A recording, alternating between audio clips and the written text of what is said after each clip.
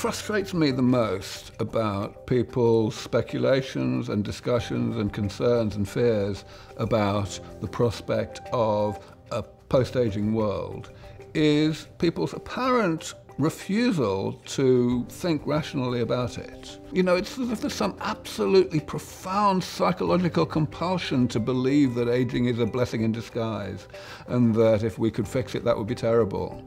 And, you know, I do my best to point out how inconsistent that view is with other things that they definitely believe. And another thing, so people will say like, oh dear, where will we put all the people? And they'll also say, oh dear, this will only be available for the ultra-rich.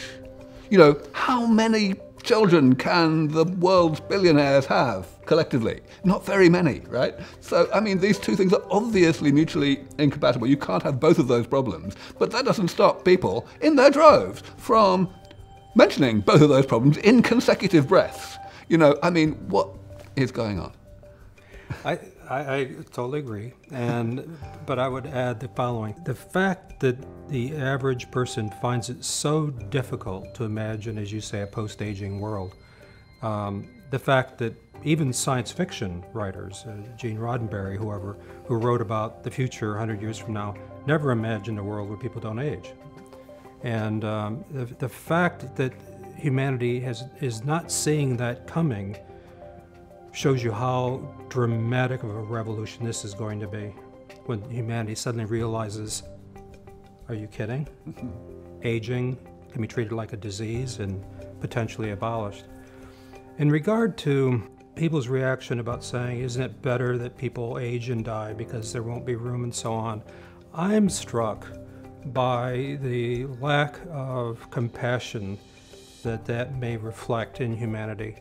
I cannot imagine, for instance, I loved my mother and father.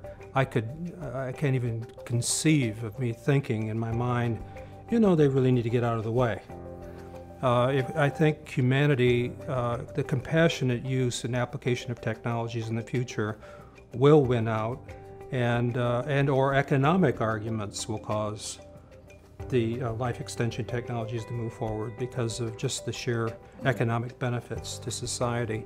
So whether it be the compassionate use of medicine or the practical applications, I think this is where we're headed, and I think it will be a big revolution in thought because people do not see this coming. Totally. I mean, for me, it seems completely obvious that once these medicines arrive, then game over. You know, it's going to be straightforward to have them accepted and used. I think even once these medicines become widely anticipated, which could be as little as 5 years from now, I would say, then that again will be the case.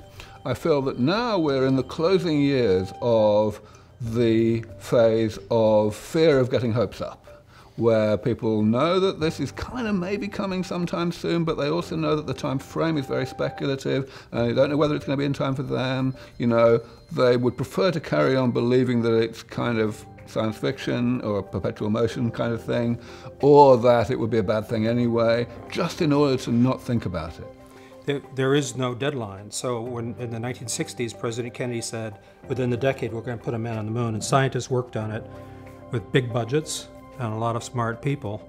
There is no time frame. There is no national priority. This is another case where it's an interesting comparison with cancer, because when the war on cancer was announced, of course, it was announced because Nixon and his advisors were convinced by the top scientists at that time that we were within striking distance of genuinely bringing cancer under proper medical control within a small number of years, like that kind of period.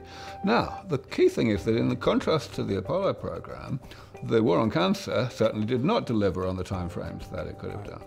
But the fact is two things. Number one, we have made a lot more progress than we would have done if the funding had not been hiked in the way it was.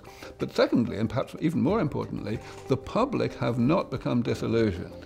There has been no reaction saying, oh dear, this was a failure, let's not fund cancer research anymore. It seems like once the public got the bit between their teeth, the job was done.